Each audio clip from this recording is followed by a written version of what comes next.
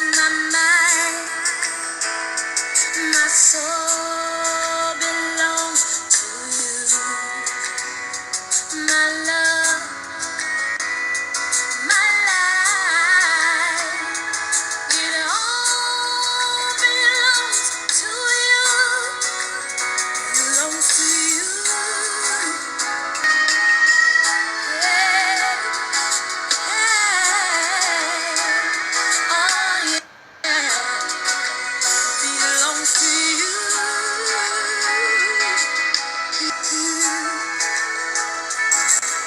Come on and sing it with me. My heart, my mind. Lift your voice and say it. My heart, my heart, my mind, my soul. Hey, yeah. Save my love and my life. It all belongs to you. Hey. Belongs to you. Yes, it does. How many's ready to turn everything over to the Lord? Lift your hands and tell him, say, belongs to you. Give it all over. Hey, second voice, this is what we say. The songs. Sing it with me. We sing. They all belong to you. They all belong. Look at him and tell him, say the air that I breathe. I breathe it all. Yes, it does. Belong to you. Belong to you. Hey, yes, it does. And I give you the glory and the honor, Lord, 'cause it belongs to you. Belong to you. Yes. Somebody lift your voice in this place. Lift your hands and give God a praise. This is what we're gonna tell him.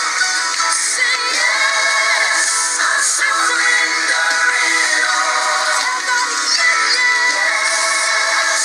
I turn it all. In your hand and give God a yes. Say yes. Open your mouth and say it. It all belongs to you. Say it again, say it again, say it again. Lift your voice and tell God yes. Give God a yes. Yes, I surrender it all. Somebody lift up your mic and tell him yes. I turn it all. It all belongs to you.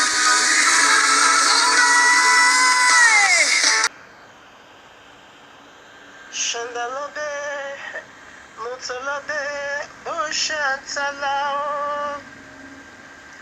Shandalabe, Mutalabe, Ushantala, Yehovah. Shantalabe, Mutalabe, Ushantala, oh, Imoshantabu. Imosambulu, Imosambule, Imosantubu, Imosantubu, hey, Imosantubu, Imosantulubu.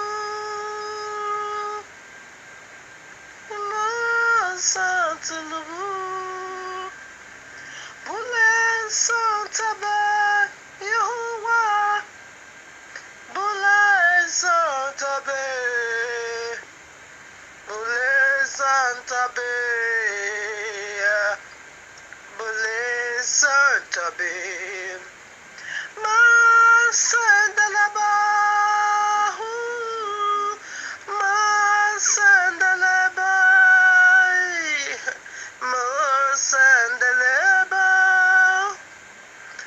Himasandeleba, yeah, Himasandeleba, Imasandeleba, Yehovah,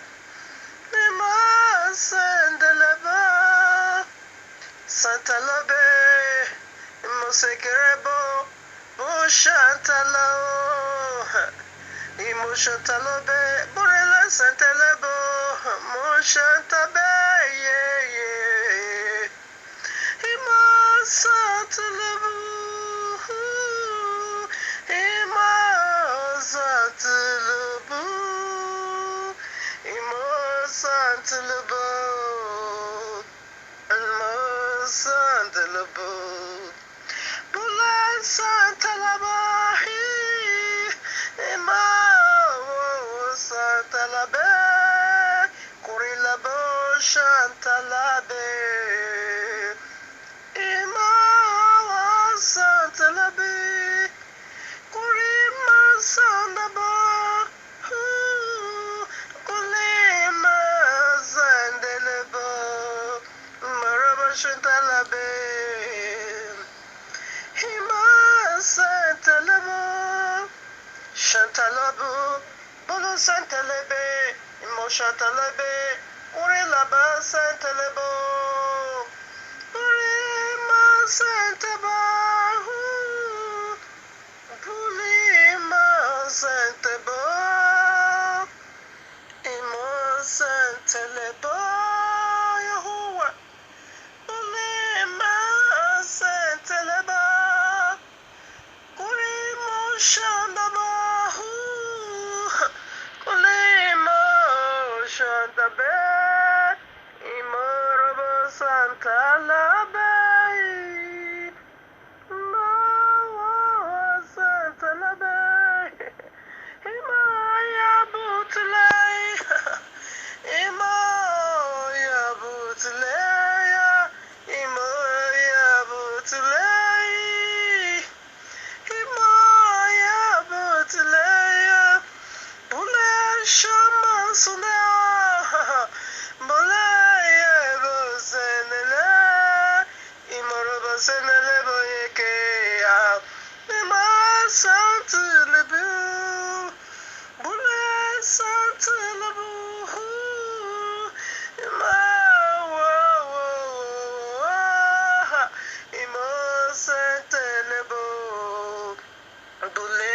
Shantalabo, Musantalabo, Bushantalabe, Urilaba Sonea, Imusantalabo, Mayantalabo, Kurilaba Santabe, Bushantalabe, Musantalabo, Kurisantalabo,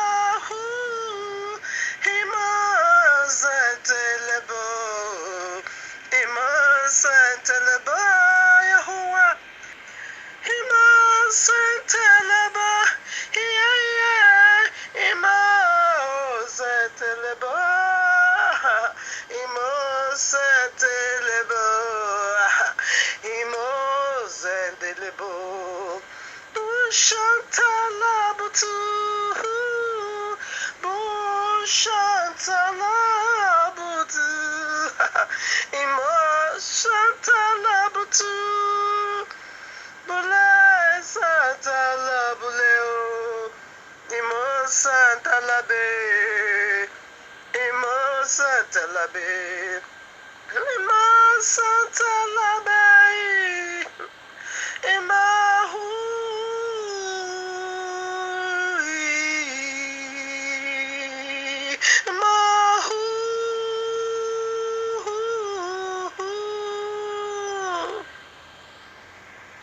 Greetings to the 12 tribes of Yisrael scattered in the four corners of the earth, and to the Gentiles called by the name of Yahuwah.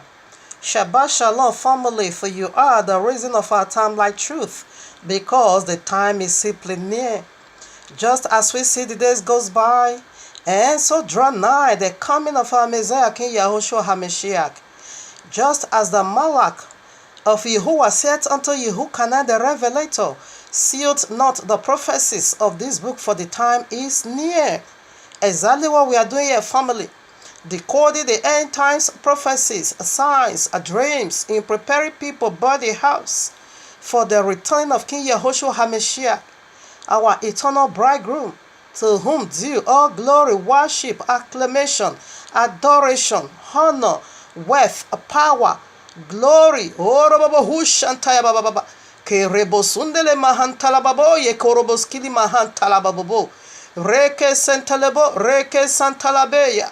Yes, sir, to the glory of his magnificent Father Yahuwah the Almighty, and to the Ruach HaKodesh, the blessed one, the forever pure energy, eternally ever. Morokos Kilimaba, the very DNA of Abba Yahuwah, forever you are awesome. Moshantalabeya, you are be praised. Yekorobo Santaya in the temple of your handmaid. Horrible who Santaya Baba.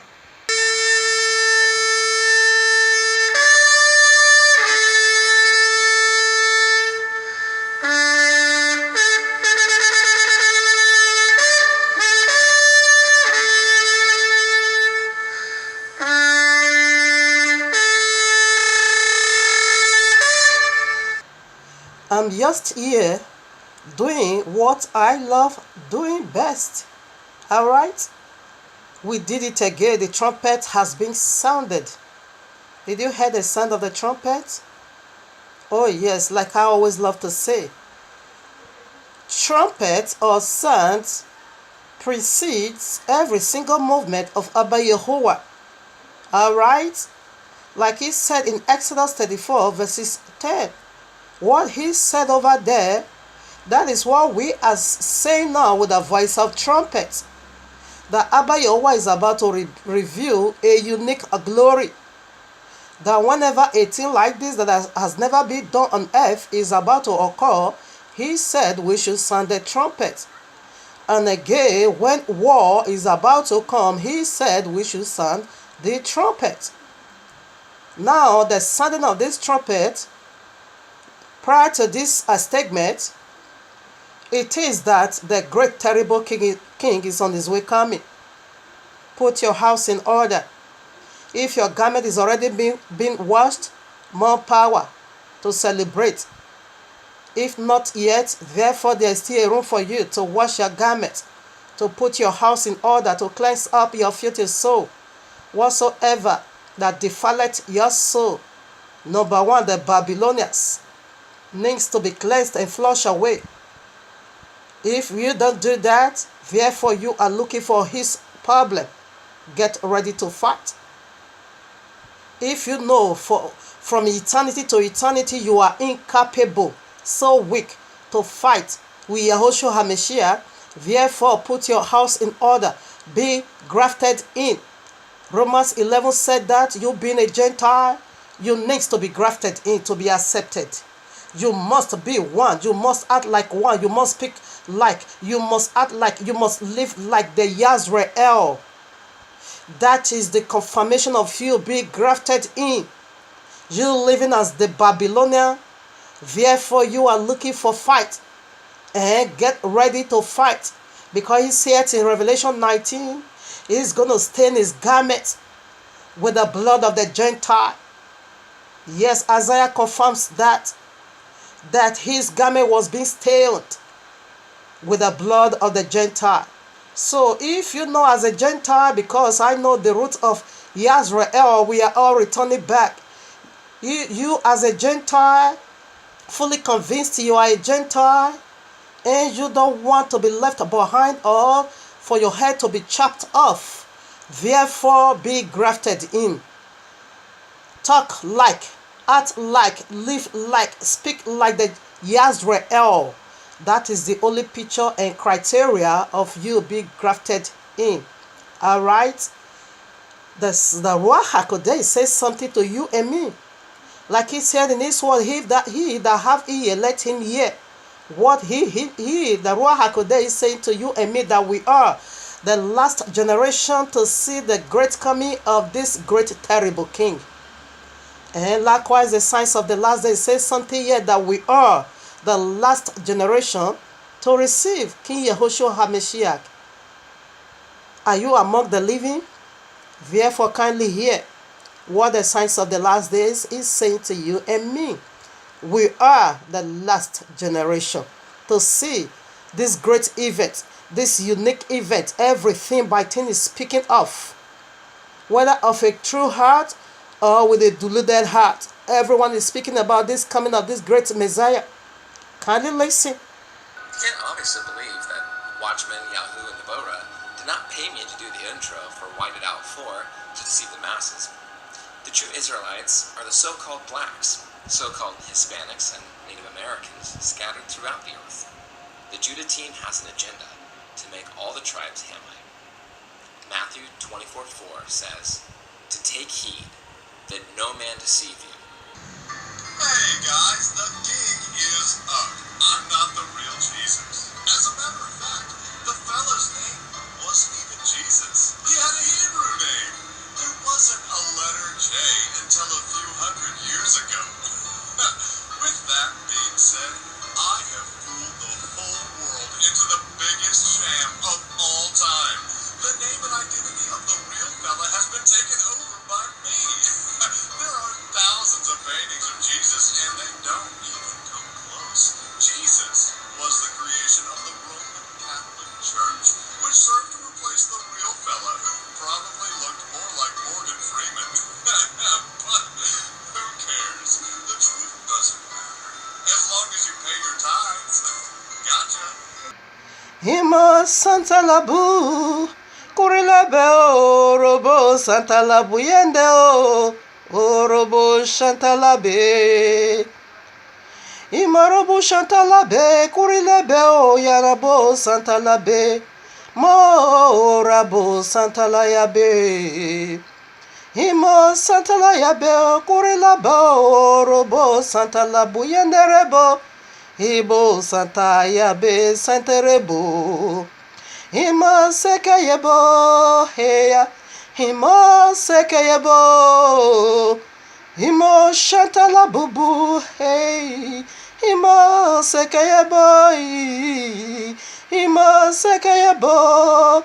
Heya. Himo Sekeyebo. Himo Santa Labu. Kurilaba. Robo Santa Labu Yende o.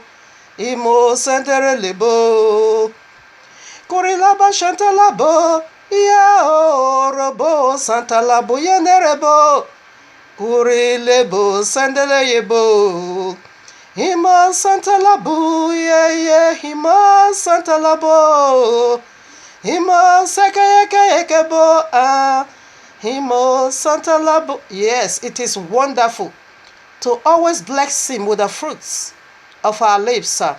This I love doing best, okay? Alright now, prior to this, what we just heard, I will always give a preset. Revelation 12 now I read. And the great dragon was cast out, that old serpent called the devil and Satan, which deceiveth the whole world. He was cast out into the earth, and his angels were cast out with him. A normal, reasonable, psychological person that is so desperate by all means to make heaven can't just read this thing as a novel, can't just take this thing as a dream and rationalize and spiritualize it. No. Anyone, when you are really, if you are come to this, if you are be in this part, or if you have been there, when you are so eager, and your heart is so longing for something with such a desperating heart, you know how to get it. That is when you are longing for something with a heart full of desperation. You don't play games, isn't it? You don't play no games, all right? It's okay.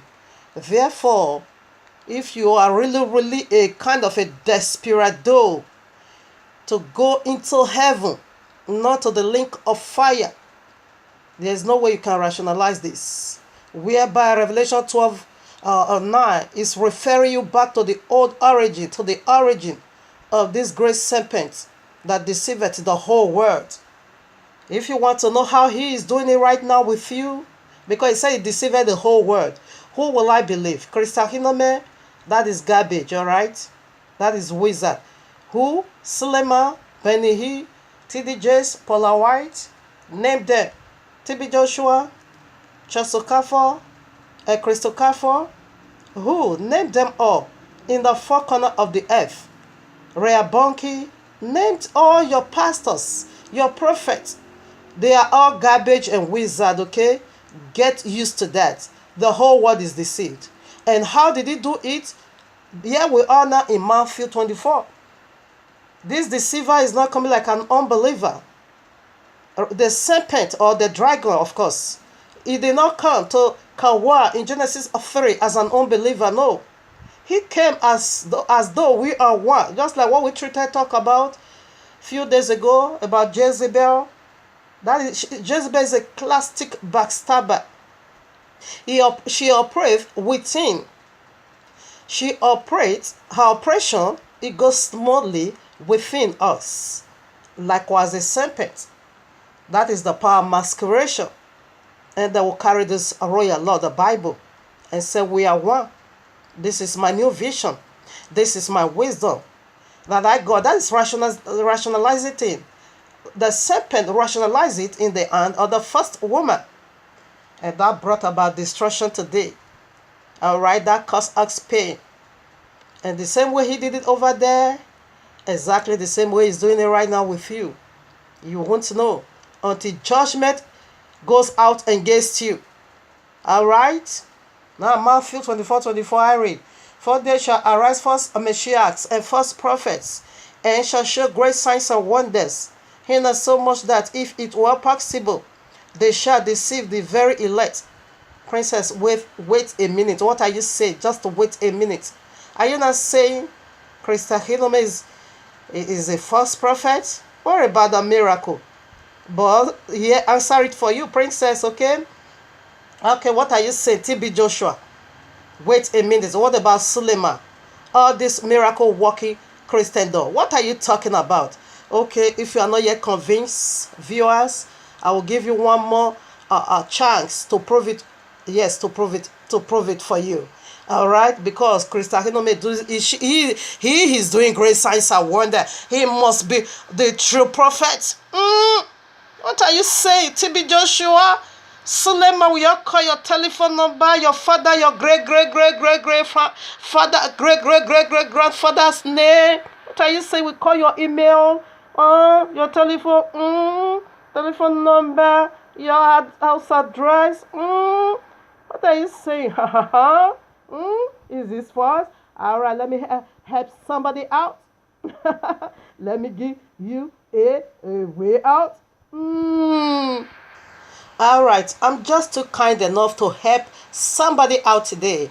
All right, so let me just give you the key of knowledge. That is all you need. All right, from the book of Enoch, chapter 8. So I want to tell you the mysteries. You know, Matthew 24 said Messiah called this Krista Hinome wonders deceiving wonders. 2 Thessalonians chapter 2, Apostle Shehu called it lie wonders. Alright? Revelation 30, Yehukanai calls it the mark of the beast wonders. I'm just helping you out and be kind enough to do that for you. Alright? Now here we are in the book of Enoch chapter 8, I read verses 1. For your better understanding, I should have just go straight to 2, but I want to take it from 1 so that you know whom you are dealing with. You are dealing with powerful deities. He is more subtle. He is more clever. He is so smart than any beast of the field. The royal law never underestimate the dragon. He calls him great dragon that deceiveth the whole world. Great dragon. This is where you are going to mix a lot of things. When you begin to underestimate this deity, the royal laws called great dragon, Messiah called devil, the ghost of this world, he called him the prince of this world. Even when the devil said, I want to offer you the whole world, Messiah never said, shut up your mouth. Do you know who is standing before you? I'm the one that created all things. You are a liar, you can't do that. No! He knew he's in his hand. He has the power and the authority to do that. But rather, he speak the word of his father and said, all worship belongs to Yehovah. Not to them. I can't fall down. I can't fall like you are falling. He said, if you fall down, if only you would just fall down and worship me. What was the devil saying? Fall down like I do. Renounce Yehovah like I do. and let's walk this earth together in iniquity. Messiah now make him understand. He knew he can do it. He now said, no, all worship belongs to Yahuwah, all right? I can't give it to you. The author of life never underestimates devil, neither the dragon. He was the one who gave the vision to Yehukanah in Revelation where we just read. He calls him great dragon. And Genesis 3, he said he's more subtle, he is more crafty, he is more clever than a beast of the field. But here you are rationalizing it. I read verses 1, Enoch chapter 8, verses 1. And Azazel taught men to make sword and knife and shade and breastplate, and made known to them the mountains of the earth and the art of working them, and bracelets and ornaments, and the use of anatomy, and the beautifying of the eyelids, that is makeup, all right, and all kinds of costly stones, all coloring. Yes, he also taught us how to color our hair. And verses 2, I read now. And there arose much godliness, and they commit fornication, as I also taught sexual immorality, and they were led astray. They became corrupt. Excuse me. All right. And they were led astray and became corrupt in all their ways. All right. So this is the mystery. Yes, I just want to give you a key of knowledge. All right. Samjazel taught enchantment. All right. And the cutting of root. Amorous, the reserving of the enchantment. Do you get the fullness of what he is talking about here? Samjazel is the one to afflict you. You see all this healing that is going on in the Christendom. That is the attack. This one is sick, or this one is barren, or whatever. This one is poor, or whatever. In anything of any kind, the miracle is going on within the Christendom. Samjazel is the causing of those problems. Whatever problem that brings to you, and you as the prophet of the Christendom, you solve it for them. Samjazel is the author of it. He is the one to cast those spells. He is the one to enchant you, bewitch you. Then who is the resolving of it? Amorous. Amorous. This is like crystal phenomenon. These two deities, these two demons resident in him. In one part of him is the one to cause the problem, and the other part of him is the one to resolve it. I've just break the news onto you. I'm helping you out. This is biblical. Enoch is the seventh or the eighth from Adam. Excuse me. We knew he is a powerful man of Yehovah. Even the book of Jude chapter 1 verses 14, he quotes from the book of Enoch. Our earlier fathers quote from the book of Enoch. He quoted from there. All right. So Jude is the half brother of Messiah, the same mother and not the same father, like you know already. He quoted from the book of Enoch. All right. So the book of Enoch is giving us the mystery of the miracle that is going on right now in the Christendom. Samjazel is the afflict, and Amorous is to result. And these two demons resident upon every Christendom miracle working prophet. They are the one to strike their congregation, and they are the one to heal their congregation. Whosoever that longeth for miracle. This is the mystery, all right? Let's proceed. Mishmaker and people, here we are in the heavenly court room of Abba Yahuwah with another powerful and breathful message for you and me, titled today. This one carry weight to I am jealous over my husband. All right. And his peanuts I won't share with a butter boo. Part 1. All right. I break it already. So We are going to be having it 1 and 2. I strongly believe it's going to end at part 2. I do all my own work already. I jot everything down already. I divide it already. Yeah, rightly divide the word of truth. Therefore, I now ended with part 2. All right. So this is the title today. In a moment, you are going to understand why this title come in this way. All right. So before we do that, we are going to the royal law, Deuteronomy. Excuse me. Yeah, Deuteronomy 32. I read from verses 1 to 4. Give ear, O ye heavens, and I will speak, and hear, O earth, the words of my mouth, and my doctrine shall drop as the ray, my speech shall distill as the dew, as the ray, as the small ray upon the tender herb, and as the showers upon the grass, because I will publish the name of Jehovah. Ascribe ye greatness unto our Elohim. He is the rock, his work is perfect. For all his ways are judgment, a Elohim of truth, and without iniquity. Just and right is he. Abba Yehovah, Orobo Santa Labe. Abba Yehovah, Imo Santa Labo Yande Rabeo. Abba Yehovah, Orobo Scarabo. Abba Yehovah, Ima Santa Labo Yande Rebo. Abba Yehovah, Orobo Sabe Yabe. Orobo Sabe Yabe. Amayawa Gorobo Scarabo. Amayawa Ima Santa Labu Yanderebo. Hallelujah. All glory unto his name. So right now, before we start unveiling the mystery of this very word, of this very title, Abba Yehovah gave to you and me today, Shabbat, we are going to look into what the royal law is all about. The structures and the functions of the royal law. How does the royal law play it out in our lives? How does it guide us? How does the royal law become a lamp unto our feet? So let's look into it briefly. Oh, where is it? Yeah.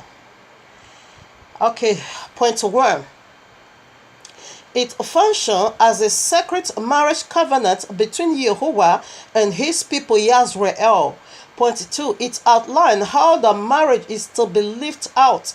Its stipulation what makes it a happy and a fruitful marriage. Point 3. It precepts describe how the marriage won't function. Point 4. It's what pictures tell what a marriage life won't be like. Point 5. It's a judgment describe how each of the partner won't relate to each other. Point 6. For either party to violate this agreement, violate the marriage itself. Point 7. For the groom promised never to violate it because the groom is Jehovah himself. He has never ever broken his word. We all knew that. That is the guarantee that we are all saved. When he said life is yours, when he said I give you my life, that settles it. It's irrevocable.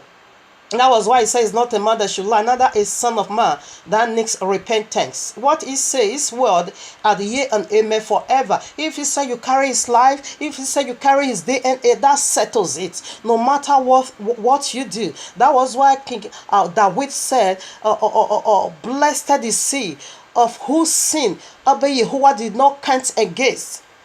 He not that you didn't sin.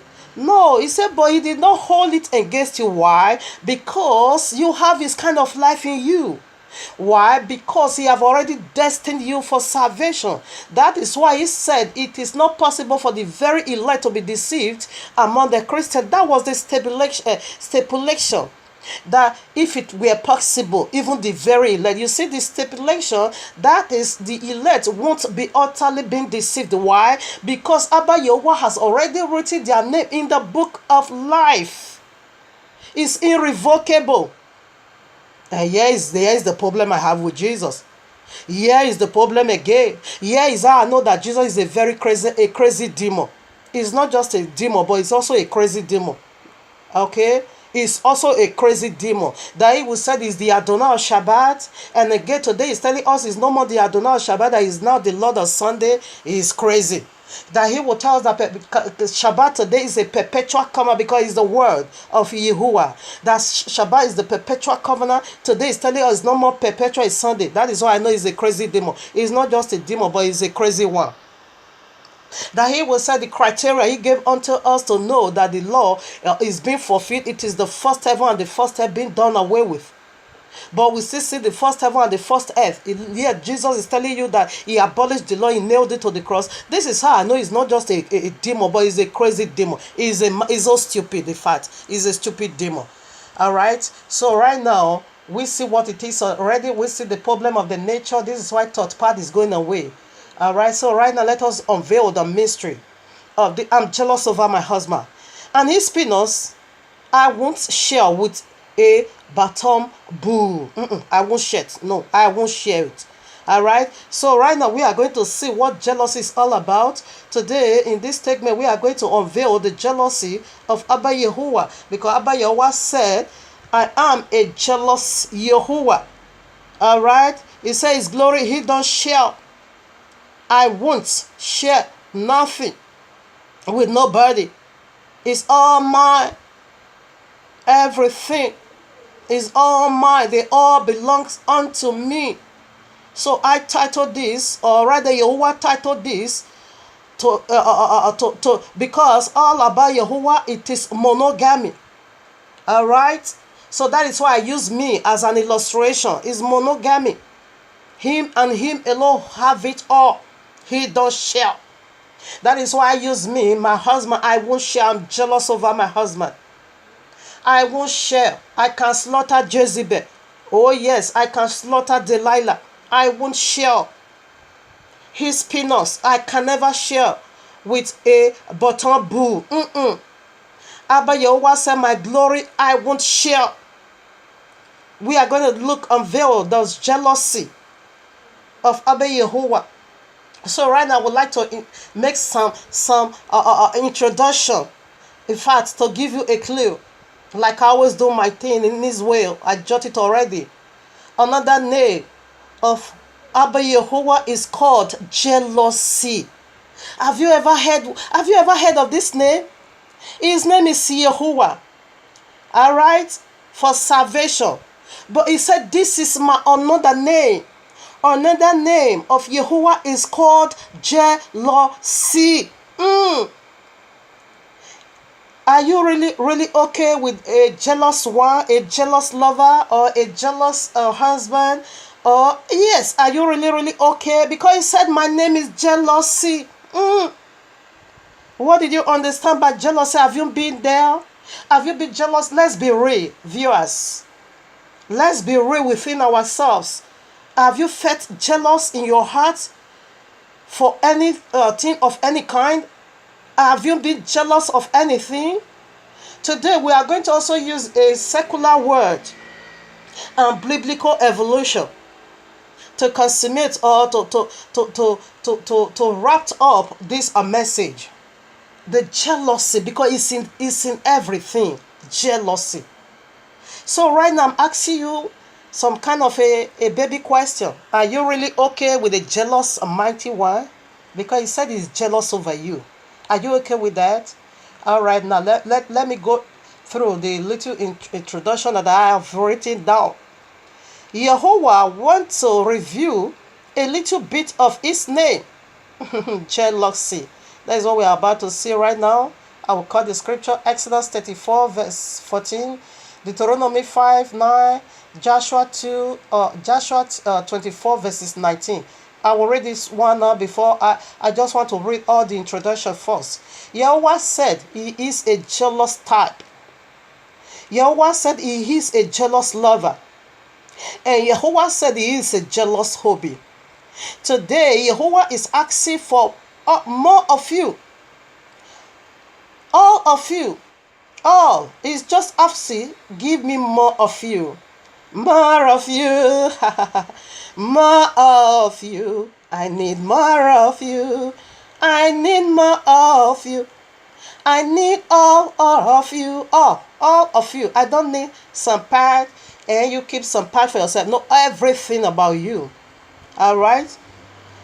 We live in a world today, in our society or in our culture, that this word jealous seems to be a bad thing.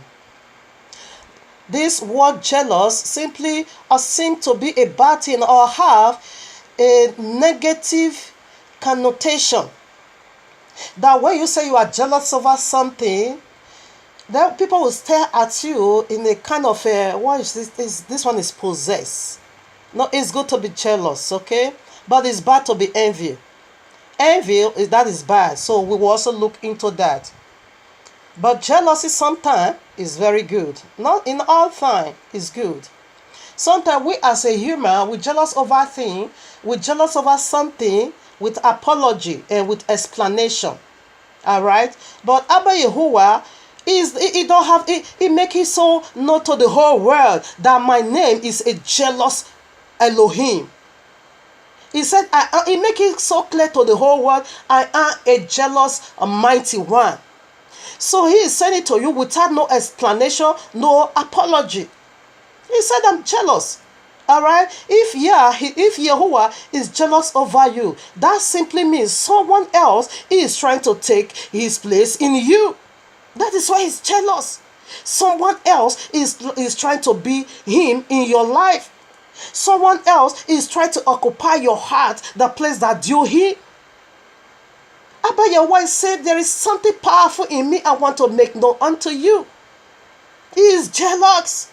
I can share my glory.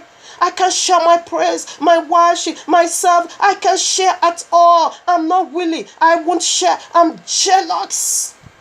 That is why I asked, are you okay with the jealous lover? Yes, Abba Yahuwah said, I'm jealous over you. I won't share you with no one. I won't share you with Jesus. I won't share you with Jesus. I won't share you with Muhammad. I won't share you with Allah. I won't share you with Dragon. I won't share you with Sepe. I am jealous. Worshiping on Sunday, you breaks my heart. Worshiping on Sunday, you breaks my... I am jealous. Worshiping on Friday, you just break my heart. I am jealous. I won't share you with no one. I am jealous over you, said Almighty Yahuwah. We are still in the top of introduction as I jotted it down already. Abba Yahuwah is jealous over you. He don't want nobody to take his seat in you. Alright? So now, what is jealousy? Alright, so let me read it for you. By his grace, what hidden mystery also gave unto me. Now let's dig more into what is jealous. Here I can call here a secular word talk, okay? That is the word of unbeliever, because we are all made in his image. This spirit is in us, is in all of us. Born again or not born again, we jealous over something. Abba Yahuwah is jealous. We say, I'm not ready to share you with no one. So I goes first to the... I can call it a secular word. I can also call it the mind of Yahuwah, as I listed it already. Now, number one, I start extreme love control. Extreme love control. That when someone is man in love with you, do you know how have you been there when a man, now is a secular word, I group all together, married or unmarried, whether boyfriend or girlfriend, I know it's a very filthy word, but this spirit is in us all, that when you see your whatever going out with another, you feel jealous. When you see your husband going with other, you feel jealous. You can kill, you can murder somebody. You are not ready to share. That is the secular or extreme love control. Not willing to share. Expecting a complete love devotion. Quick involvement, explosion, explosive anger, warning sign of abuse, Fear of love interruption. That is what jealousy is. This is what I jotted down. I'm reading it for your hearing. Fear of love interruption, feeling of isolation, worry about losing a relationship, fear of love crumbling, anxiously suspicious. Now, yeah, that is for the secular world, but I group it together because all this is also in Abba Yehovah. This is what jealousy is. Fear of losing, of love interruption. And also again, it's a warning signs of abuse. Don't abuse his love for you. He said, if you love me, keep my commandment, don't abuse it. Alright? Now, jealousy of Abba Yehovah simply means love of fighting extension. You can't extend his love to others. No. Calling for a particular kind of monogamy relationship. Priority, fidelity, intimacy, romantic, and sex mode. Yehovah jealous love says, don't treat me like you treat other girls. I want your exclusive intensity commitment. I want to be the center of your life. I want to be in eternal love relationship with you. With you. Abba Yehovah jealousy say, his jealous love say, I give myself to you. You give yourself to me. His jealous love says, I'm not going to let you live just the way you want to do it, but my way. I'm going to come after you. I'm going to hunt for you. Now the excess of love is for you to say to Abba Yehovah your lover, your wish is my command. Where you truly feel this way, as Abba Yehovah do, you will know you are God so in love with Abba Yehovah that you won't even feel like you are obeying him. No, but confirming the fire of his love hot within. Alright, Abba Yehovah jealous love is to Okay, let me keep reading because I just everything down so that I won't forget not even what they are all necessary, important here. Abba Yehovah's love, where is it? Yehovah's love is to transmogrify, electrify, liquefy your mind into that of his own kind of love. That is what his love really meant. To have his kind of love. Alright, that is what the love of Abba Yehovah truly is. But if you keep saying no, if you keep resisting him, if you keep saying to your lover, I'm going to keep doing that thing that you said is hurting you, when he said I'm jealous over you, if you keep saying no, I'm going to keep cheating on you, I'm going to keep doing that thing that you are jealous of. Therefore, this is Abba Yehovah speaking here. Where is it? But yes, therefore, his jealous love will turn consuming fire on you. We are going to read this Zechariah 8:2, Hebrew 12:29. So first of all, let us deal with the one I first of all quote. If you truly okay with a jealous lover, is truly madly in love with us. That is why he himself reduced himself into humanity, the Almighty, just to have a kind of monogamy relationship with you. So right now here we are in Exodus 34 verses 14, where he said, okay, I read, for thou shalt worship no other God before Yehovah, whose name is jealous. He is a jealous Yehovah. He said, whose name is called jealous. That is another name of Abba Yehovah. He said his name is a jealous one. That is another name of him. He is jealous. Therefore, you shall not bow down to any other idols. Don't bow to idols. Don't bow to demons. Why? Because Abba Yehovah, his name is jealous. His name is jealous. He is a jealous one. He is not ready to share his glory with anyone. His praise, his seat, his fellowship. He is not willing to share at all. He can give you whatever he needed, but his oh my Father, his glory, he cannot give, he can kill you for that reason. When you keep resisting, keep taking his place in your life, keep pushing him back, keep resisting, keep saying there is no him. Therefore, his jealous love will turn fire, consuming fire on you.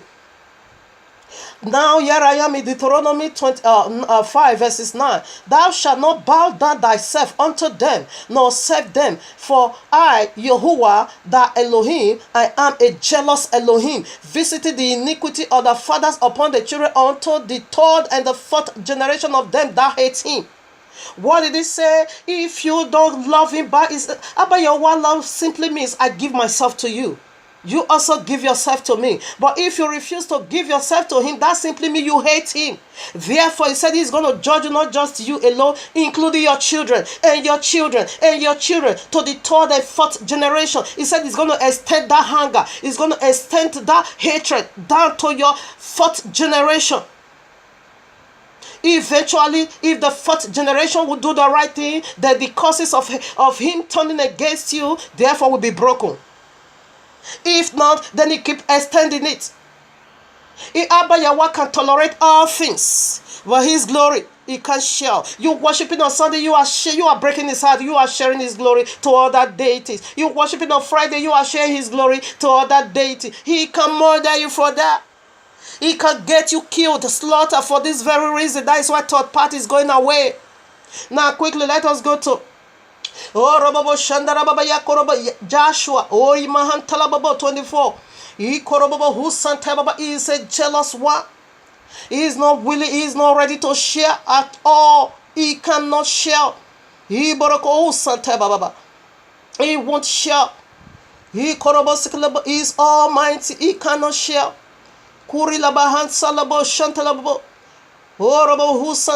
Joshua 24 verses 19. I read. And Joshua said unto the people, ye cannot serve Yahuwah, for he is an holy Yahuwah. He is a jealous Yahuwah.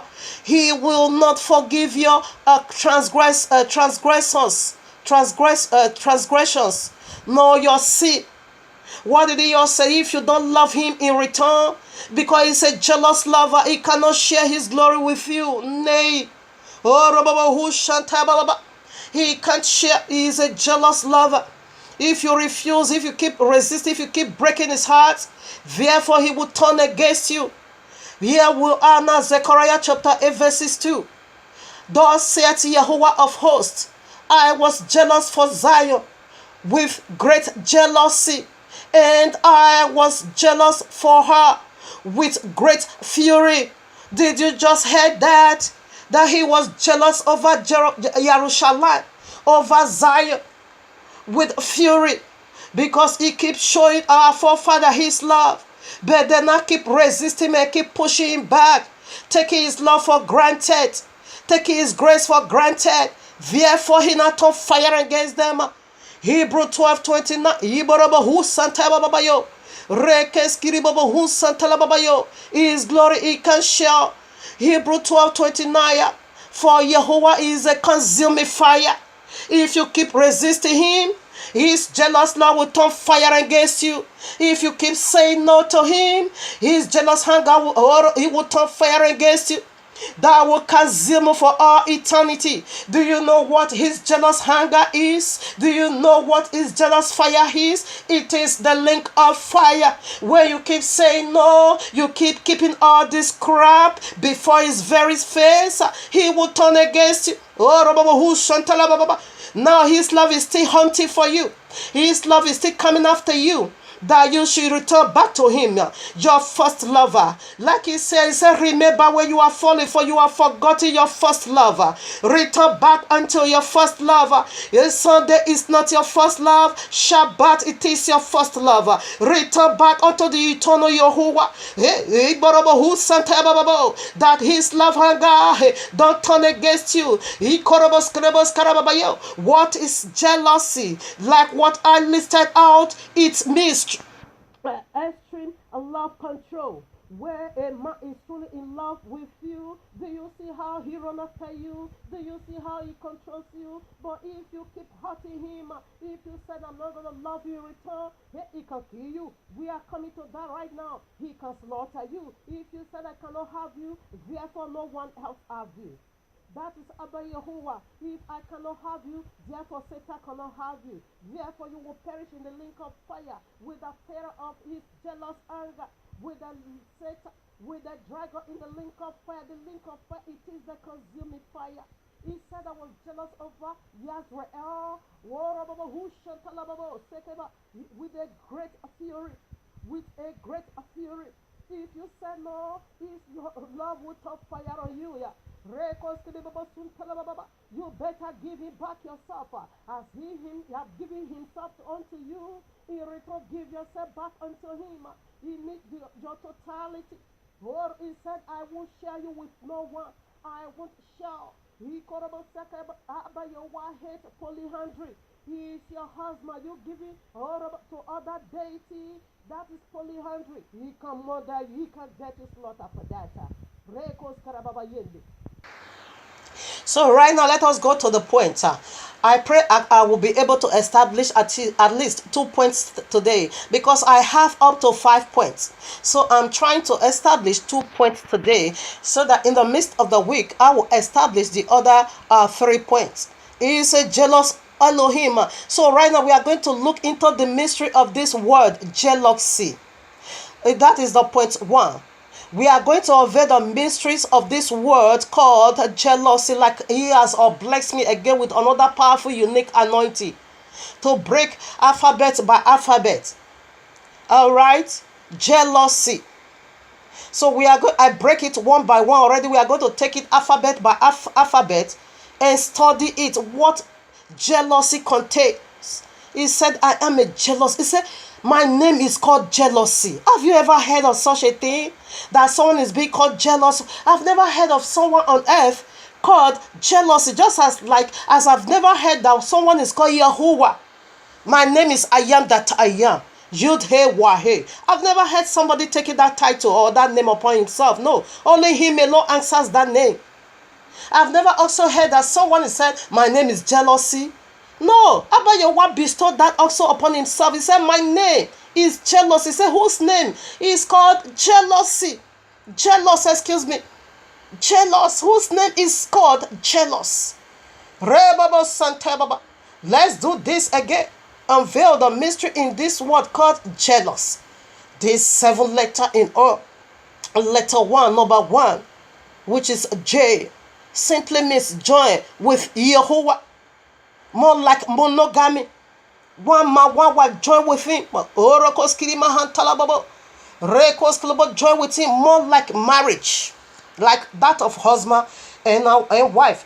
1 Corinthians chapter 6 verse 17, Ezekiel 16 8 to 14, Proverbs 5 15 to 20, Songs of Solomon 7. So we will read some and we will also bypass some. So first of all, let us see 1 Corinthians. Chapter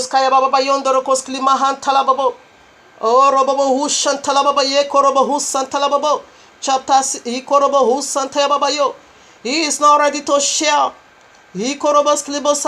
Don't fall into his jealous hunger. He's not willing to share. I've seen some men who will come to that way if they cannot have you, no one else have you. That is jealous. I read, but he that is joined unto Yahuwah is one spirit. Like that, more like of monogamy. He that is joined with Yahuwah become one spirit with him. One spirit. Do you know what that is? Like sexual love, like having a husband having sex with his wife. As you join with her, therefore you become one. And that is the relationship Abayowa is asking for. That is what he called for. He is not willing to share. Can you share your wife with another man? No, it is an abomination.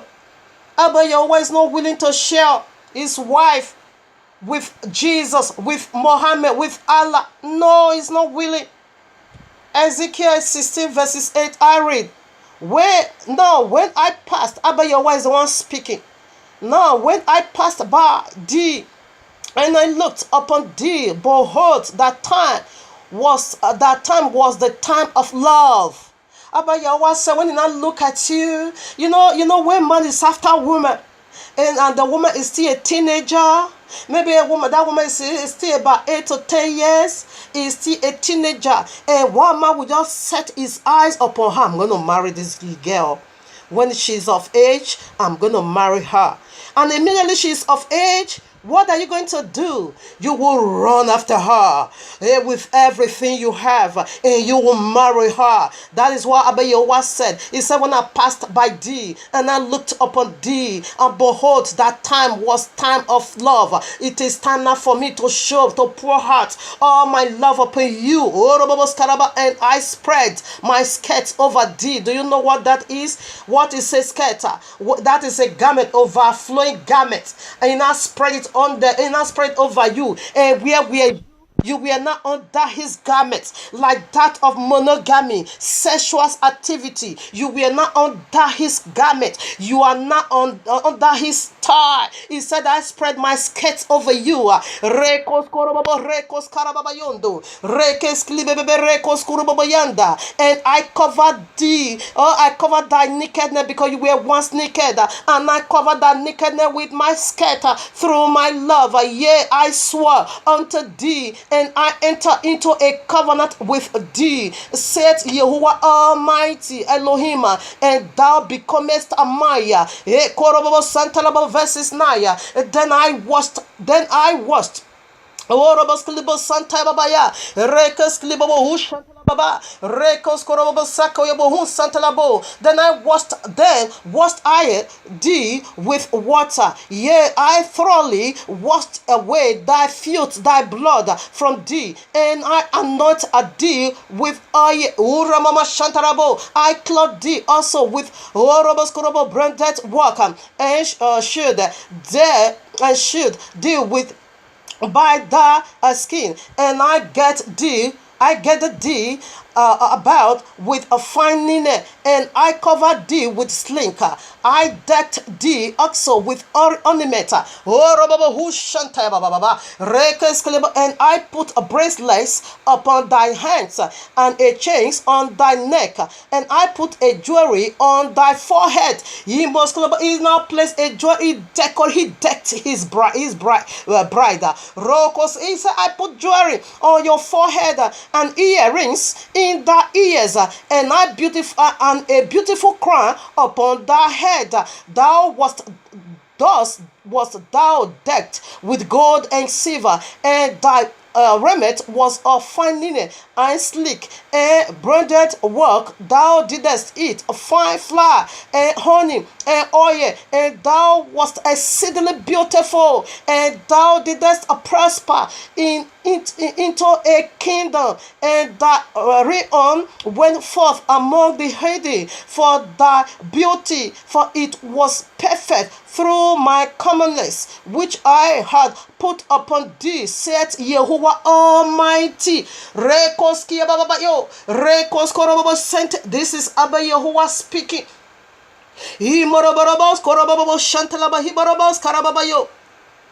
This was how he decked you. This is number one alphabet of this word called jealousy. I am jealous. You see how he decorated, you see how he decked you? Because you are his bride. Because you are his wife. He beautify. How can he beautify? You will not take that beauty to another man. No, he's jealous. He's not willing to share it with no one. Re baba who sante baba yo. He is not willing at all. You can read the Proverbs 5. You can also read the Songs of Solomon chapter 7. You see how Solomon was running crazy, deep, so in love with just his bride, that one bride. Even though he was having thousands, but he was running mad with just one. So this is what jealousy is, the first letter. And right now we are going to the second letter, E. The second letter, E. E simply means emotional intimacy with Yehovah. Emotional intimacy with Yehovah. I'm going to give you a little background or a little biography of Father Abraham. The very one we never have in this our Bible, this popular one. This one is found in the book of Yeshua chapter 11 and chapter 12. The book of Joshua chapter 10 verses 13 make references to the book of Yeshiel. Even Chronicle the same make references to the book of Yeshiel. So when they are talking like this, Joshua and answer, is it not written in the book of Yeshiel? That is the leftover account. It is being written in the book of Yeshiel. So right now I want to give you a little biography of the book of Yeshiel.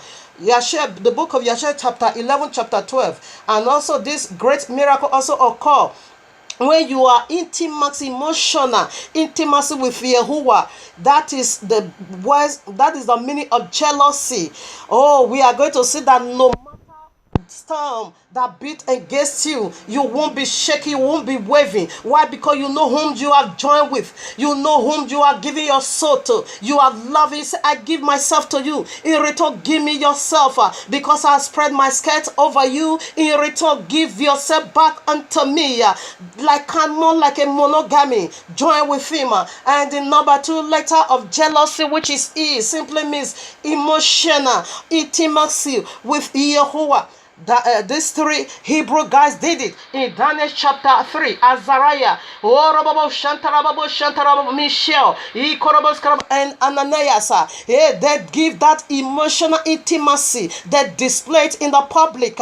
Even though at the point of death, they never give away. But we are going to see more powerful wonders that took place in the life of Father Abraham in the book of Yeshua chapter 11 and 12. I'm not going to read that Daniel of chapter 3.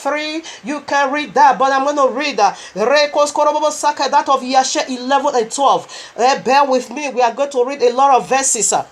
Yes, oh, just to read for your hearing and see how this be emotional intimacy, which is the second letter of jealousy with Yehovah. Now here we are in the book of Yeshua chapter 11. I start from verses 19, I think way down to 60. Now Abraham asked his father, saying, Father, tell me, where is Elohim, who created heaven and earth, and all the sons of men upon earth, and who created thee and me, and me? And Terah, his father,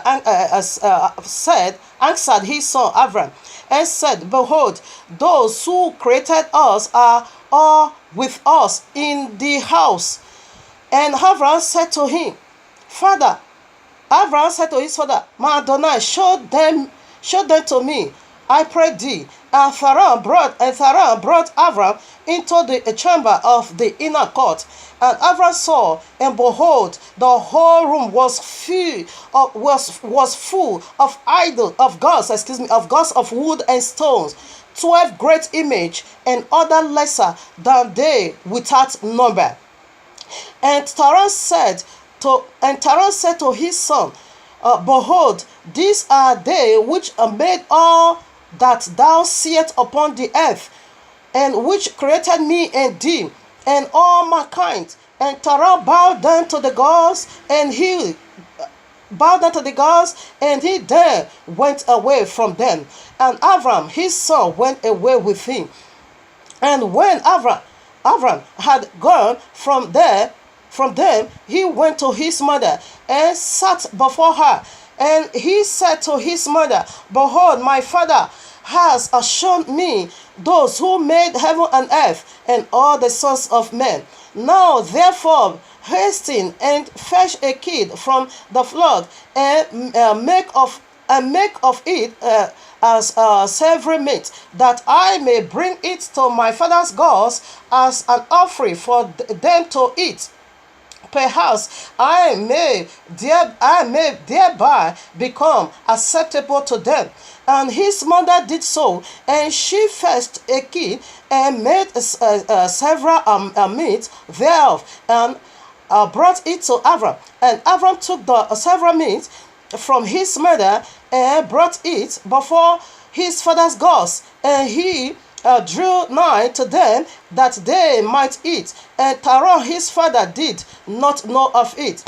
Now, and Abram saw on the day, and now Abram saw on the day whom he was sitting amongst them, that they had no voice.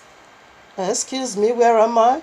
Yeah, draw nigh. And that they had no voice, nor hearing, nor motion, not one of them could stretch forth his hand to eat. 27. And Abram mocked them and said, Surely the savory meat that I prepared has not pleased thee, or perhaps it was too little for them, and for that reason they would not eat. Therefore tomorrow I will prepare fresh savory meat, better and more plentiful than this, in order that I may see the result. And it was on the next day that Abram directed his mother concerning the savory meat, and his mother rose and fetched 3 fine kids from the flock, and she made of them some excellent savory meat, each as such as his son was found of. And she gave it to her son Abram, and Terah his father did not know of it. And Abram took the savory meat from his mother and brought it before his father's gods into the chamber. And he came nigh unto them that they might eat, and he placed it before them. And Abram sat before them all day, and thinking perhaps they might eat. 30. And Abram viewed them, and behold, they had not neither voice nor hearing, nor did one of them stretched forth his hands to the meat to eat. And in the evening of that day, in that house, Abram was clothed with the Spirit of Jehovah. And he called out and said, Woe unto my father and this wicked generation, whose hearts are all inclined to vanity, who serve these idols of wood and stone, which can neither eat, smell, hear, nor speak, who have a mouth without a speech, eyes without sight, ears without hearing, hand without feeling, and legs which cannot move. Like them are those that made them, and that trust in them. And when Abram saw all these things, his anger was kindled against his father, and he hastened and took Ashtaroth in his hand, and came into the chamber of the gods, and he broke all his father's gods, and whom he had done broke. When he has done broken the image, he placed the Ashtaroth in the hand of the great gods, which was there before them. And he went out.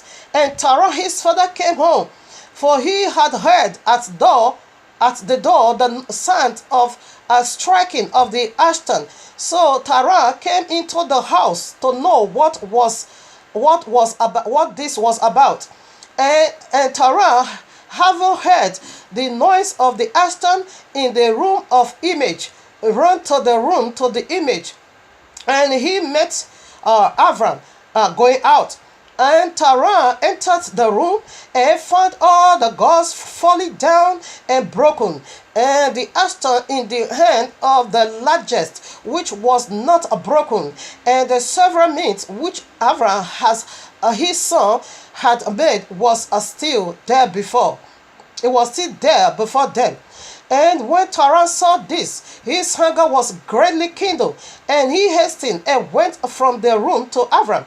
And he found Abram, his son still sitting in the house. And he said to him, What is this work thou hast done to my gods? And Avram answered Terah his father, and he said, Not so, my Adonai, for I brought several meats before them, and when I came near to them with the meat that they might eat, they all at once stretched forth their hands to eat before the great one.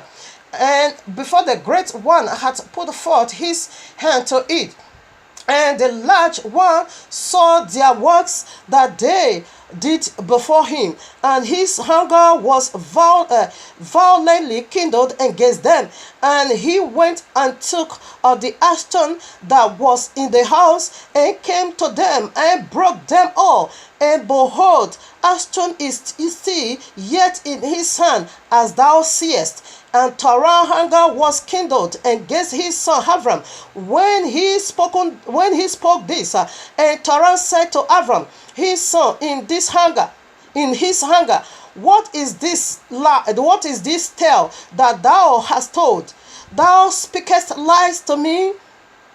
Is there in this God's spirit soul or power to do all this? Thou hast told me. Are they not wood and stone?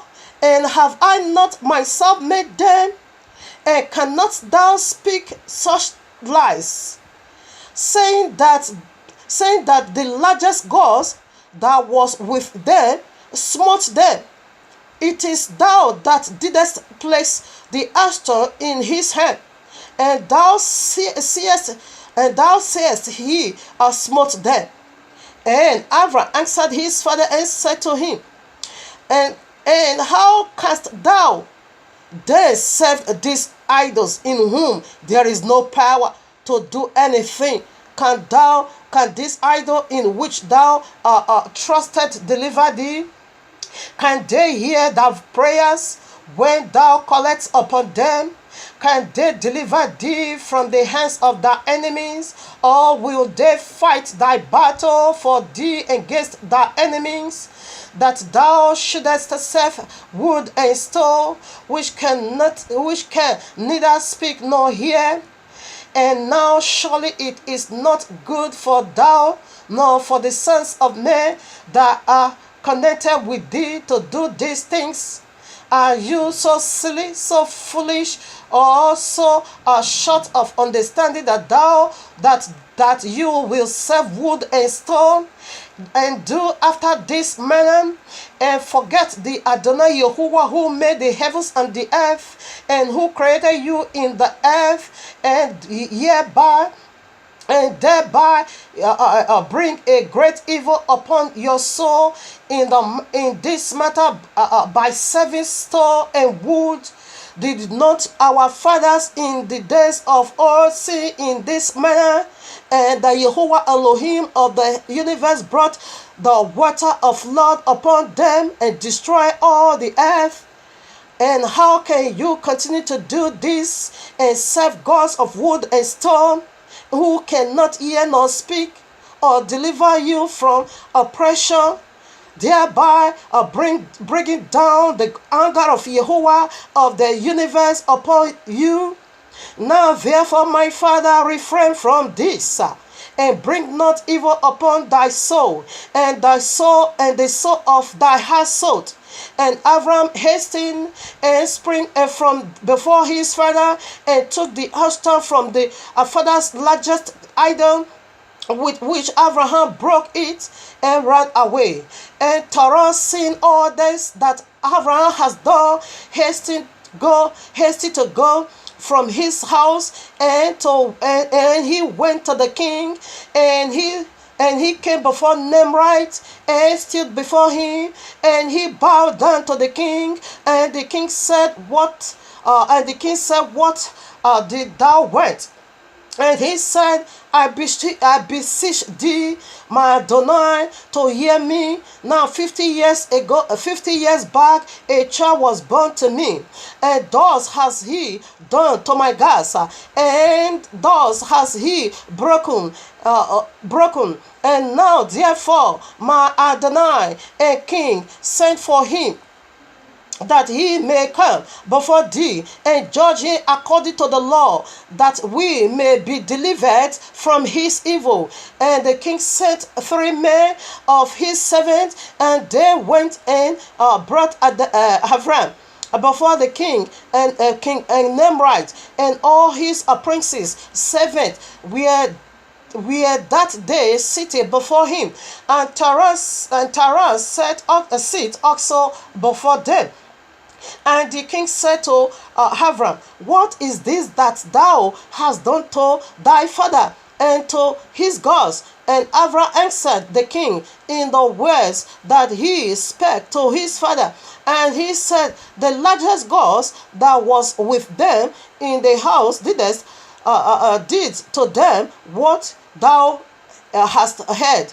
And the king said to Avram, had they power to speak and to eat and to do as thou hast said? And Avram answered the king, saying, and if there be no power in them, why didst thou serve them, and cause the Son of Man to err through thy foolishness? Didst thou imagine that they can deliver thee or do anything small or great, that thou shouldest serve them? And why wilt thou not sense that Jehovah of the whole universe, who created thee, and whose power it is to kill and to bring and to keep alive? Oh foolish people! Oh foolishness! Simple ignorant king, woe unto thee forever! I thought thee would teach thy servant the upright way, but thou hast not done this, but hast filled the whole world with thy sins, and the sins of thy people who was followed by thy ways. Doest thou not know, or hast thou not heard, that this evil which thou didst our ancestors sinned therein in days of old, and the eternal Jehovah brought the water of flood upon them and destroyed them all, and also destroyed the whole earth? And on this account, and will thou and thy people rise up now and do like unto this work, in order to bring down the anger of Jehovah Elohim of the whole universe and to bring evil upon thee and the whole earth? Now therefore put away this evil deed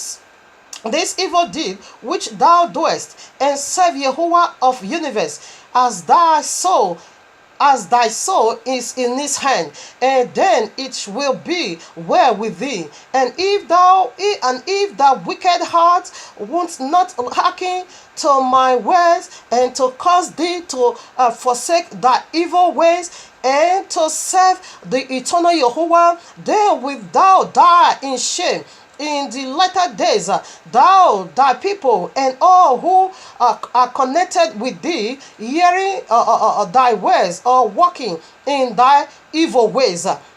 And when Avram has ceased speaking before the king and prince, Avram lifted up his eyes to the heavens, and he said, the Adonai Jehovah seeth all the wicked and all, and he will judge them. All right, so now we are done with chapter 11. Now we are going to chapter 12. I'm also going to read from verses 3 to 40 or 39. Yes, so that you will understand what this boldness, this emotional intimacy with Jehovah led Abraham to. All right, it was just like kind of the one Daniel in 3, the Shadrach. Excuse me, I don't like to call Babylonian names. Never. Azariah, Ananias, and Mishael. All right. So it's similar, but Abraham is more powerful, it's more unique. I said, no, I have to read this one, even though the verses is so long, but I never mind. Then I read chapter 12, verses 3. And the king said to because Abraham has really rebuked the king Nimrod.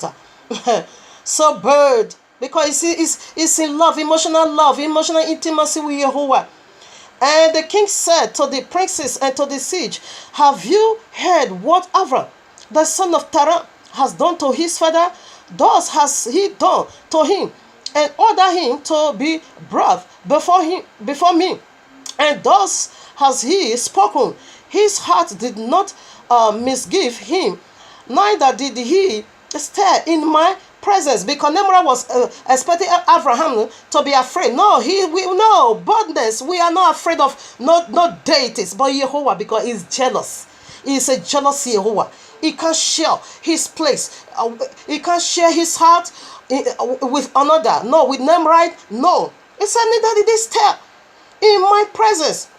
And behold, now he is confounded in the prison. He arrested Avram, he put him in the prison. They want to burn him alive. They want to set him ablaze. Now, verses 4. Now, therefore, decide what judgment is due to this man who ravaged the king, who spoke, and did all these things that you heard. And they all answered the king, saying, the man who ravaged the king should be hanged upon a tree. But having done all these things that he said, and have despised our gods, he must therefore be burnt to death.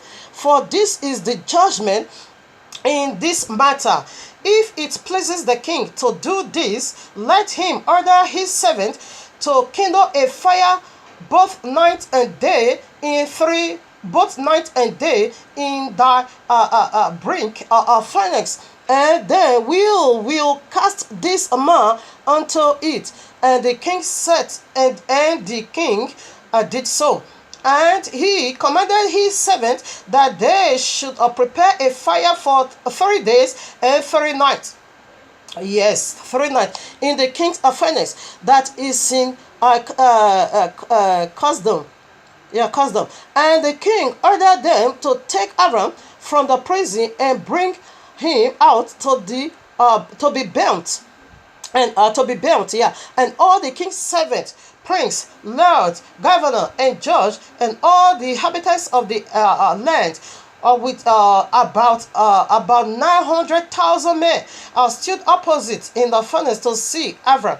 And all the women and little children crowded about upon the roof and turned to see what was doing with Avram. And they all stood together at a distance, and there was not a man left that did not come on that day to behold the scene.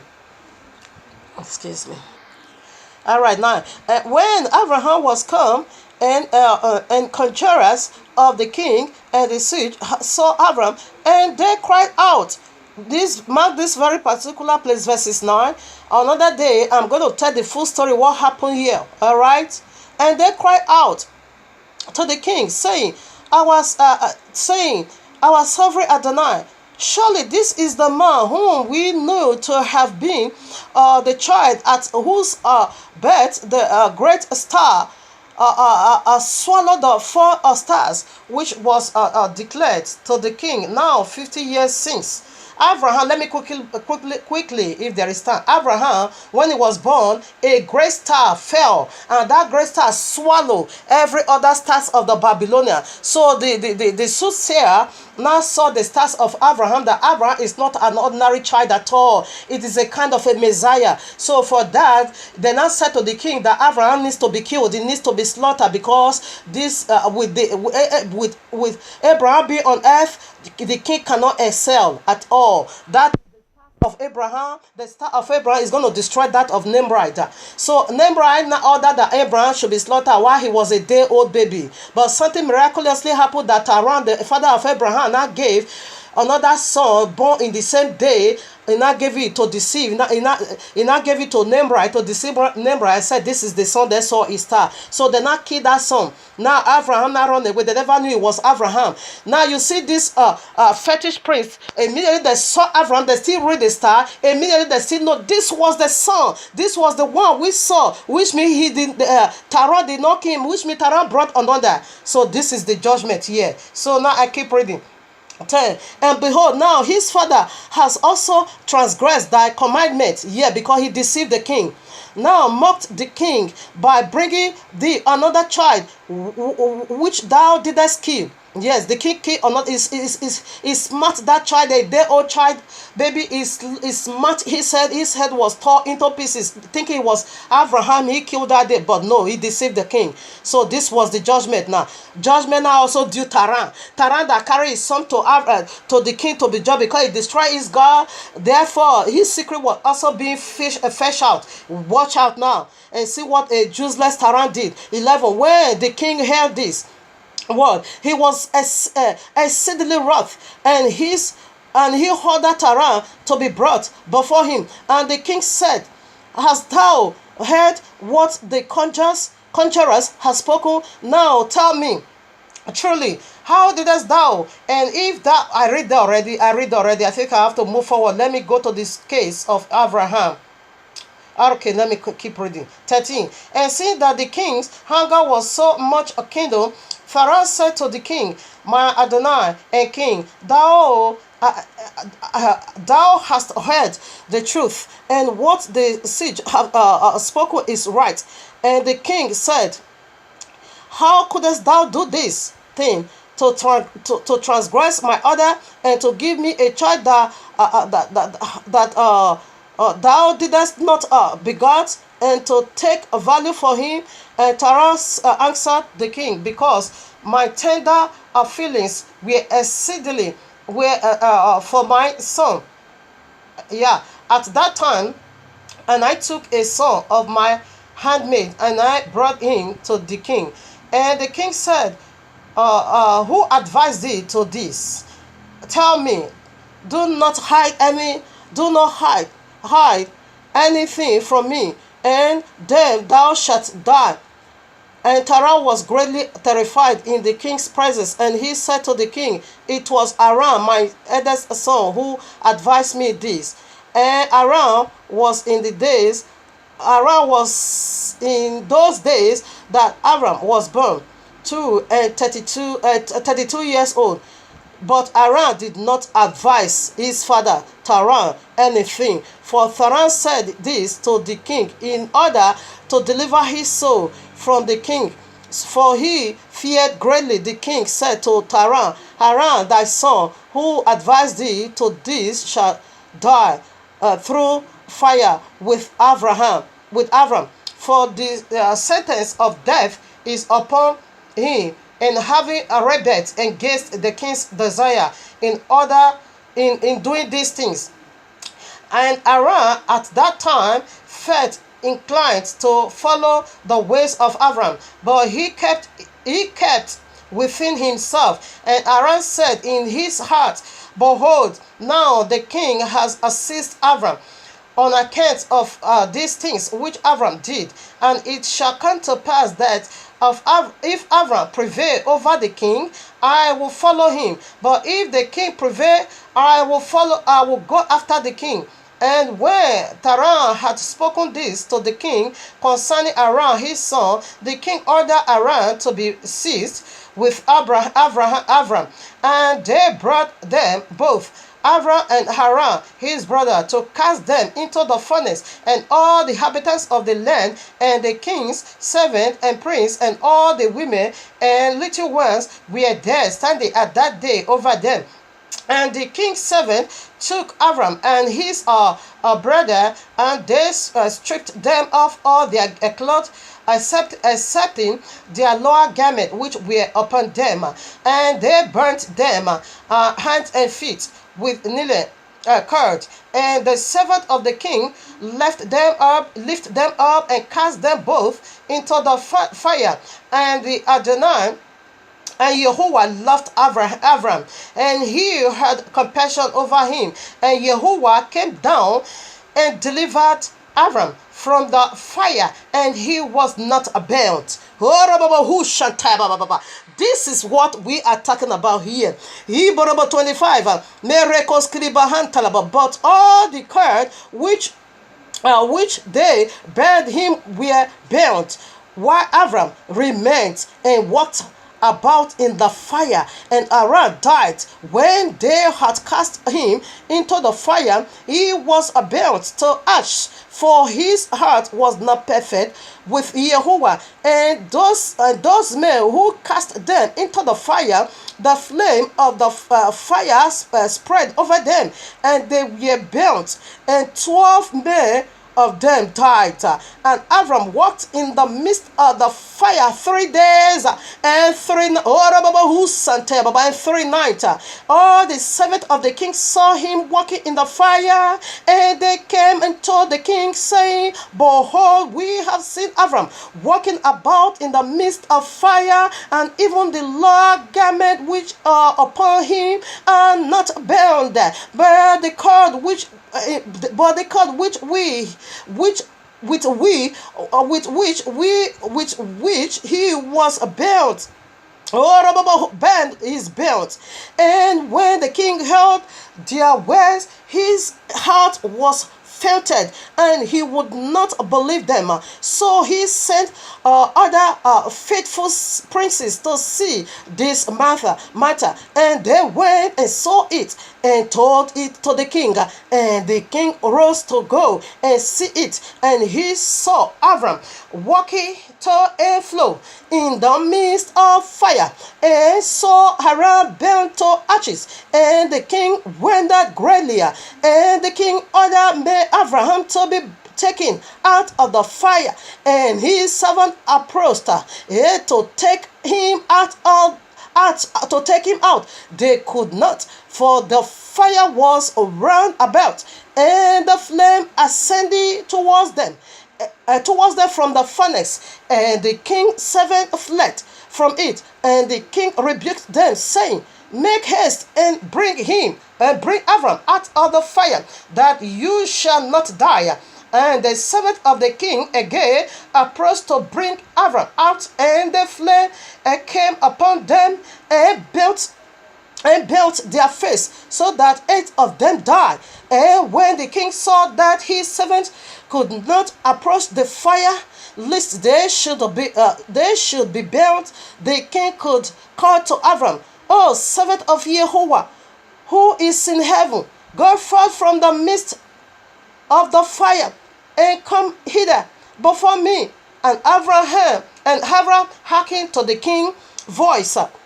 Abraham hearkened to the voice of the king, and he went forth from the fire and came stood before the king. And when Abraham came, the king and all his servants, saw Abraham coming before them with his Lord garment upon him, for they were not bound, but the cord with which he was bound was burned. And the king said to Abram, How is it that thou wast not burned in the fire? And Abram said to the king, the Jehovah of heaven and earth, in whom I trust, and when has all in his power, I trust, and who has all his power, he deliver me from the fire into which thou didst cast me. And Haran, the brother of Abram, was burnt to ash, and they sought for his body, and they could not find, and they found it consumed. And Haran was 32 years old when he died in the fire of Kasdan. And the king, prince, and the inhabitants of the land, seeing that Abram was delivered from the fire, they came and bowed down before Abram. And Abram said to them, Do not bow down to me, but bow down to Jehovah of the world, who made you, and serve him, and go in his ways. For it is he who delivered me from out of the fire, and it is he who created the souls and spirit of all men, and formed man in his mother's womb, and brought him forth into the world. And it is he who will deliver thee, deliver those who trust in him from all pain. And these things seemed very wonderful in the eyes of the king and prince, that Avram was saved from the fire, and that Haran was built. And the king gave Avram many presents, and he gave him his two handservants from the king's house. The name of one was Oni, and the name of the other was Eliezer. Eliezer, you normally hear from our Bible. It was being given to Abraham by King Nimrod. This was the senior of all his servants, Eliezer, 40. And all the king's princes and servants gave Abraham many gifts of silver and gold and pearls. And the king and his princes sent him away, and he went in peace. He boroborokos kaya baba. Aba Yehovah, Oraba Santa Yabe, Imoraba Sekeya, Aba Yehovah, Gorobos Karabo, Aba Yehovah, Imba Santa Labu Yenderebo. This is the word that is said emotional intimacy with Yehovah. So right now, that is the second alphabet. Family, if I'm not able to establish all the seventh alphabet, we will continue in the midst of the week. I wanted to put all the whole alphabet here, but as I'm seeing my time, I don't think I will be able, because my time is almost up. So right now we proceed to the alphabet A. Now the third alphabet, letter A. So letter A simply means add. Add not, nor take away from Yahweh's law. Don't add, nor take away. I think this one is clearly understand. Let me is clear to our spirit. Everything is clear here. This is what jealousy contains. Don't add and don't take away. Deuteronomy 4 verses 2. Deuteronomy 12 verses 32. Proverbs 36. Revelation 22 18 to 19. So let's do Deuteronomy 4 2. So I read, ye shall not add unto the word which I commanded you, neither shall ye diminish out of from it, that ye may keep the commandment of Jehovah your Elohim, which I commanded you these days. We proceed. Deuteronomy 12:32. What things soever I commanded you, observe to do it. Thou shalt not add thereto, nor diminish from it. Now we'll proceed to Proverbs. Proverbs 36. Add thou not unto his words, lest he reprove thee, and thou be found a liar. Now we proceed to Revelation. Revelation 22, 18 and 19. Revelation simply means the end of the matter. Okay, consummate all three that I've just read. For I testify unto every man that heareth the words of the prophecy of this book. If any man shall add unto these things, Jehovah shall add unto him the plagues that are written in this book. And if any man shall take away from the words of this book, from the book of this prophecy, Jehovah shall take away his parts out of the book of life, and out of the holy city, and from the things which are written in this book. Do you see what jealousy is? Is this not confirming everything we said about jealousy? Abba Yehovah is not ready to share. If you keep resisting him, if you keep keeping all this garbage, therefore his jealous anger will turn consuming fire on you. Let's proceed. That's what we are talking about. You don't add Babylon. You don't take away. Do things in his own. He is not willing to share. Abba Yehovah can give you all things. Everything he has, he has given unto you. He gave you his son. But he said he cannot give you his glory. He is not willing to share. Let me see if I can will be able to establish the other letter. The fourth letter of this word called jealousy is L. L simply means love. That is, love Yehovah only. Love him only. Deuteronomy 6:5. Mark 12:30. John 14:15. And John 14:15, John 24 also. First John 5:2 to 3. Let's see. Let me quickly read it before my time take me down. Deuteronomy 6:5. And thou shalt love Jehovah thy Elohim with all thy heart, and with all thy soul, and with all thy might. This is how he wants it. He wants all your totality. All right. Mark chapter 12 verses 30. And thou shalt love, this is Messiah talking, and thou shalt love Jehovah thy Elohim with all thy heart, with all thy soul, with all thy mind, with all thy strength. This is the first commandment. He's not ready to share. Okay? Return back to your first love. We proceed. Now, John 14, John chapter 14 verses 15. If ye love me, keep my commandment. Simple as that. If you truly love Jehovah, he said, keep my commandment. Very simple. But his love, he is not willing to share. If he cannot have you, Satan cannot have you either. The way to settle this matter, it is the link of fire. His jealous love, fire will turn against you. His jealous love will turn against you. He is not willing to share. We proceed. Now, verses 24. He that loveth me not, keepeth not my saying, and the word which ye hear is not mine, but the Father which sent me. Messiah says, if you don't love me, you cannot keep my commandments. All right. Now, if you don't love him, you can't keep his commandments, which means you don't love him. And punishment is on the way, because he said he's going to punish those that don't love him, that hate him, from the first down to the fourth generation. He's going to punish. How? With the link of fire, because his jealous love is going to turn consuming fire on you. All right. Now we'll proceed.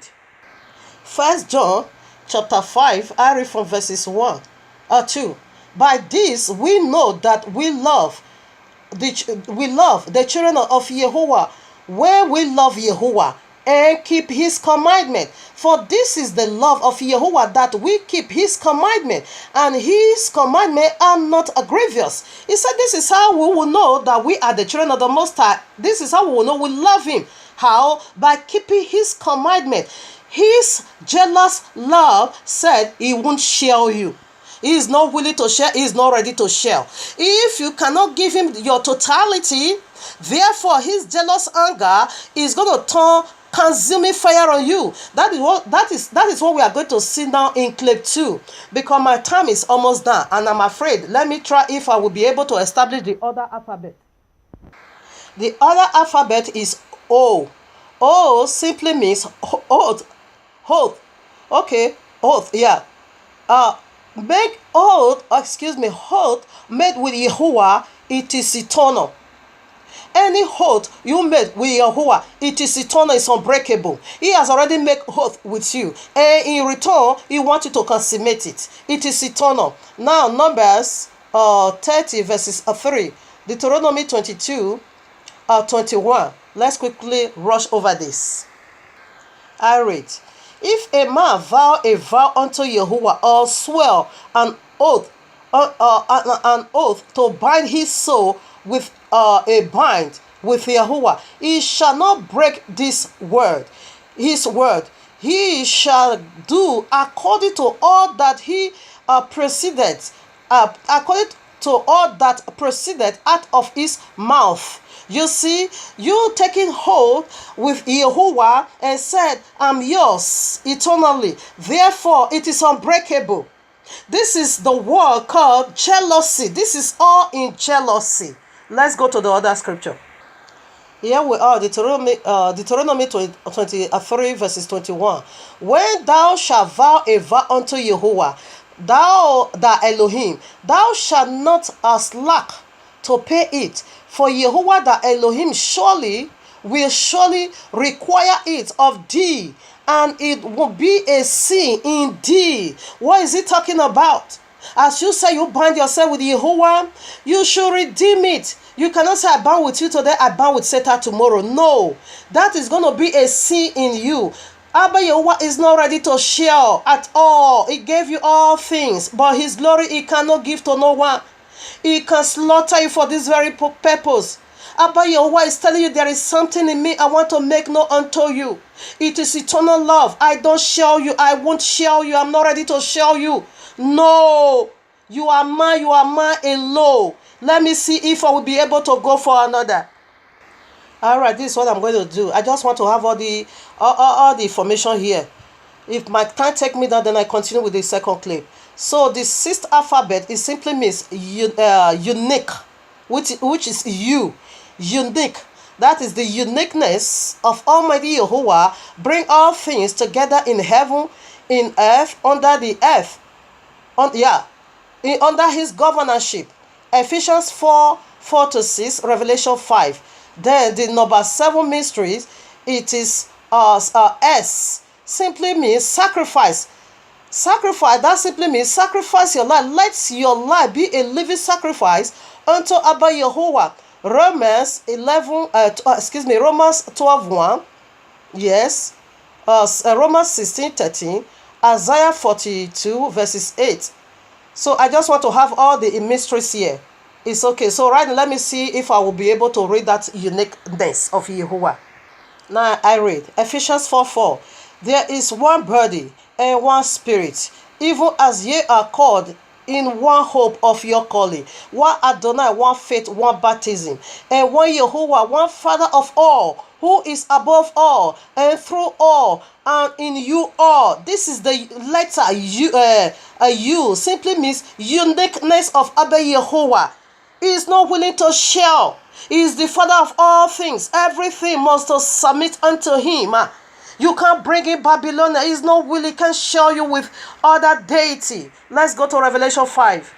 Now, Revelation 5 verses 12, I read, saying, with a loud voice, worthy is the Lamb that was slain to receive power and riches and wisdom and strength and honor and glory and blessing. Every living creature which is in heaven and on the earth, under the earth, and such as are in the sea, and all that are in them, heard I saying, blessing and honor and glory and power be unto him that sitteth upon the throne, and unto the Lamb forever and ever. What is under the earth? It is the people in the bottomless pit. If you don't worship here on earth, therefore you're still going to worship him in the lake of fire. How are you going to be worshiping him in the lake of fire? The fire of your torment. It's just like a lovely father when he's disciplining his children, when you disobey, when he's disciplining you, he feels joyful in his heart because he is rebuking you for disobeying him. And this is how the lake of fire is going to be a rebuke unto you, as a kind of a worship unto Yehovah, because things under the earth worship him. Because he is a jealous Elohim. He is a jealous Yehovah. He won't share you. He is not ready to share, and he will never be ready to share. Let's read the scripture of the S, which is the last alphabet, which simply means sacrifice your soul unto him alone. He can share you like a husband and wife. A wife sacrifice everything. Her vagina belongs to her husband. Her breast belongs to her husband. Her nude and nakedness belongs to her husband alone. No man see it. It is a taboo if other man sees it. This is the relationship more like monogamy, Abba Yehovah, more like marriage. He is asking of you these days. Let's read. Romans 12 verses 1, I read, I beseech you, therefore, brethren, by the mercy of Yehovah, that ye present your bodies a living sacrifice, holy, acceptable unto Yehovah, which is your reasonable service. This is how you worship him. This is how you praise. This is how you love him. This is how you obey him. Sacrifice your life. This is the word, the mystery of this word, jealousy. Sit down and you yourself think about this 7 alphabet and think about these great mysteries that came from it. And fear Yehovah. Let's do Romans 6 verses 13. neither yield ye your members as instruments of righteousness unto sin, but yield yourself unto Jehovah as those that are alive from the dead, and your members as the instruments of righteousness unto Jehovah. Every part of you, the members of your body, it needs to be given unto Abba Jehovah as instruments of righteousness. You can't offer part of you to sin. No, he is a jealous Jehovah. He said, I'm not ready to share. He can kill, he can slaughter. He is not willing, he is not ready to share you with other deities. No. He is a jealous lover. He is a jealous type. He is a jealous kind. He is a jealous husband. He is not ready to share his wife. And no reasonable man, no psychological man will share his wife with another man. No, it is a taboo and abomination. Let's proceed now to Isaiah 42 verses 8.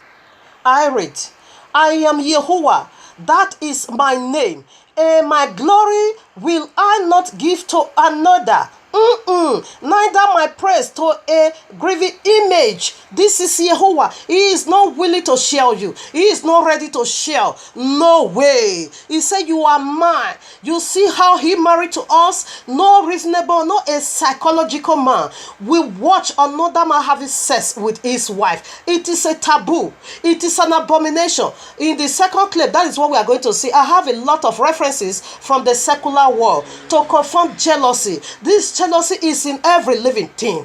Any man or woman living on earth today, this spirit of jealousy is in us. There are godly jealousy and the evil jealousy. We will also unveil that in the next clip, which is in the midst of the week. Family, stay in tune so that you will know the one you call, you said you know, so that you will know how dangerous his jealousy is, how dangerous his jealous heart towards you is, that if you refuse to give to him, therefore he will get you slaughtered, and his jealousy consuming fire will roast you for all eternity. If you are not ready to submit to him, therefore he will handle you to the lake of fire. Abba Yehovah said, he said, there is an expectation inside of me. I want it all of you. Your love, your loyalty, your praise, your worship, your admiration, your adoration. This is all I want from you. Your time, your sincerity, every bit of you, I want it all. I don't want to share. Abba Yehovah's love, it is a transmogrify. He will transmogrify you. He will electrify you. He will liquefy your heart into that of his kind of love.